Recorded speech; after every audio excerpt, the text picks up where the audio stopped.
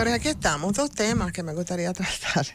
No, bueno, esto ya lo que nos hablan hoy sobre el tema de Alexis, sobre el tema de los combustibles, que también ese pulpo, parece que nosotros no sabremos en mucho tiempo cuál fue el alcance del pulpo Medina Sánchez, hermanito de Danilo Medina, que no se enteró de nada.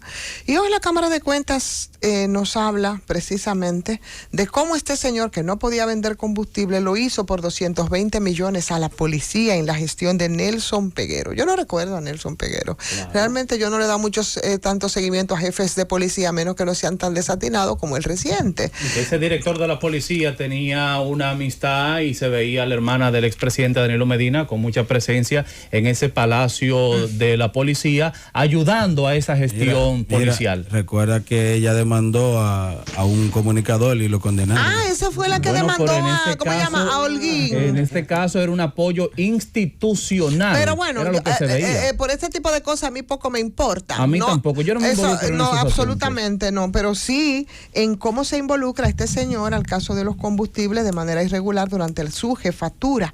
Y eso lo dice esa resolución que fue aprobada y que indica que la policía compró el combustible a la empresa de Fuel América, que es propiedad de el insaciable, digo yo, si es cierto todo lo que estas auditorías están arrojando, de Alexis Medina Sánchez, preso, por cierto, en prevención y con un caso que es el antipulpo, que fue el caso de mayor magnitud, el primero también, que tendrá ya como tope el día 3 de este mes para que el Ministerio Público haga el sometimiento, y del que yo pienso está Piqueras, el expresidente Danilo Medina. Y vamos a jugar canica. Y en Piquerita, pero claro, bola, jugaban bola, ahí está Piquera, mira, cuando tú ponías la bolita y ¡pa! Y entonces tú te ponías agresivo, tú dices, wow, ya me van a psiquitrillar. Yo creo que esa es la misma actitud del presidente Danilo Medina, ¿verdad? Que, por supuesto, hablaba de algo que no tiene, pienso yo, que es vergüenza. Y yo lo pienso por un asunto hasta por formación familiar de nosotros los campesinos.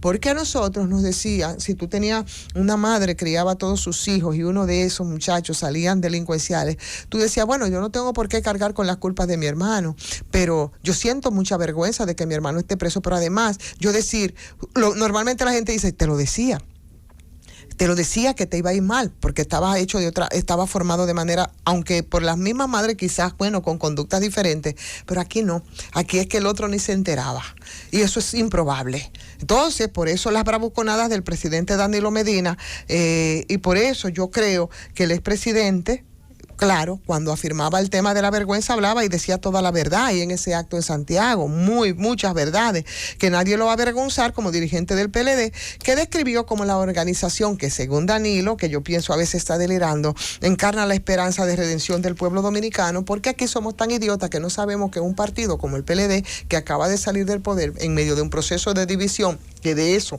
hemos tenido muchas experiencias los dominicanos, porque aquí esas trullas a veces, porque yo pienso que los partidos son trullas, ¿no? Esas trullas, bueno, pues por intereses que no tienen nada que ver con la colectividad, es bastante recurrido eso de las divisiones, y si no, pregúntenle a los PRDs, ¿no? Que miren en lo que devino todo.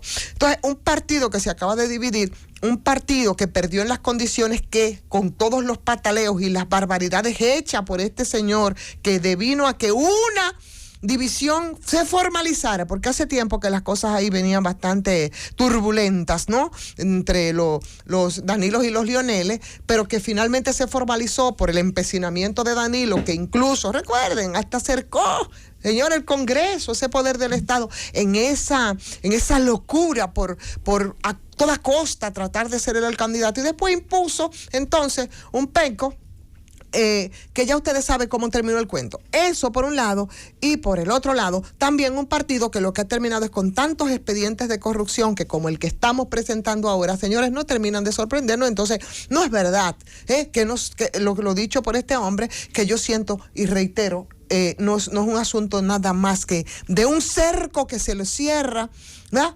Que se le cierra porque le está picando demasiado cerca, y soy de las que piensa que Danilo Medina no saldrá, óyeme, en este caso, ileso, porque no es posible, porque entonces o hay complicidades o simplemente nosotros somos todos unos idiotas. Y como idiota deberán de someterlo a él si en verdad se demuestra que él no se dio cuenta. Entonces el sometimiento es por idiota, por no darse cuenta. Y si es lo contrario, entonces, bueno, si, o por complicidades, que es una de las posibilidades, o porque tiene que decir algo, claro, porque eso no es posible, ¿verdad?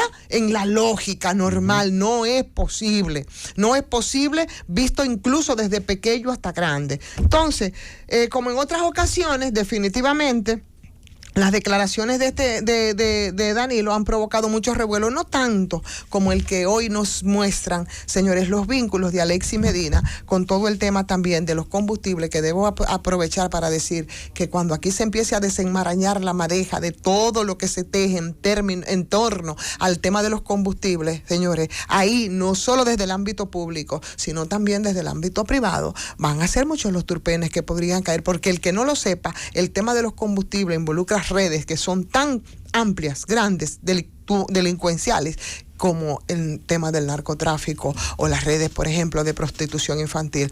Esas redes que solapadamente se manejan y que nadie quiere meterle el pico por la peligrosidad, pero que ocurren y pasan. Aquí lo vemos, compraban 4 tipos de combustible, solo tenían 2 tanques, y estamos de nuevo entonces nosotros frente a este caso que nos dice que por lo menos en el caso Antipulpo ahí no hay vuelta, no hay manera, y es probable que por esa razón la vergüenza de Danilo, la propia, ¿no?, y la ajena, la que sentimos todos de verdad, de vivir en un país como este, en el que este tipo de cosas pasen, en las últimas preocupaciones, porque en estos momentos de apuros, de dificultad, de urgencia que tenemos, hacer todo lo necesario para hacer arreglos, para negociaciones, para victimizaciones, yo creo que es un recurso que está utilizando, ¿verdad?, el expresidente de la República, y del que pocos creemos que podrá también salir ileso. Rápidamente, en los 2 o 3 minutos que nos quedan, un tema que tiene que ver con el sector eléctrico. Ese sector que también igual se comporta en este país como si fuese una especie de tinglado mafioso. La verdad, no hay forma de que podamos salvarnos en ese sector. Y dentro de todo esto, que hay muchas cosas por preguntar, me quiero referir a unas declaraciones que ofrecía ayer el ministro Antonio Almonte. Hoy aparece en los diarios, a ver, ¿dónde lo tenemos por acá?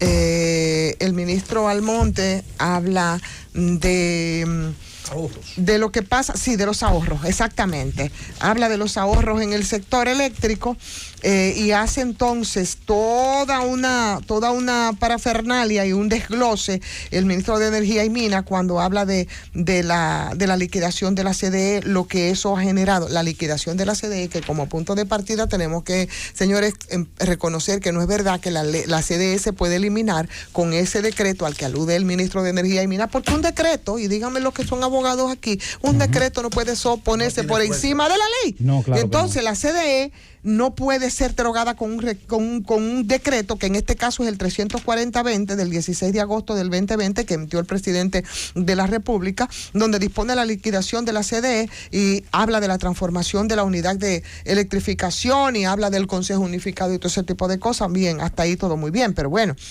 no es verdad que a nombre entonces de esto, como ocurrió con el ministro de Energía y Minas, que simplemente cogió su letrero que colgaba ya en la oficina de Energía y Minas en Naco y lo llevó entonces al edificio de la CDE a la feria, subió al 5º piso, quitó en el que decía vicepresidente ejecutivo CDE y montó el de Energía y Minas, incluido presupuesto para la ejecución, así, por un decreto. Eso no es legal. Y por supuesto, como no es legal, han habido instancias que han dicho que van a hacer los sometimientos necesarios para esto. Por eso la reacción entonces del ministro Antonio Almonte, del que yo pienso que no ha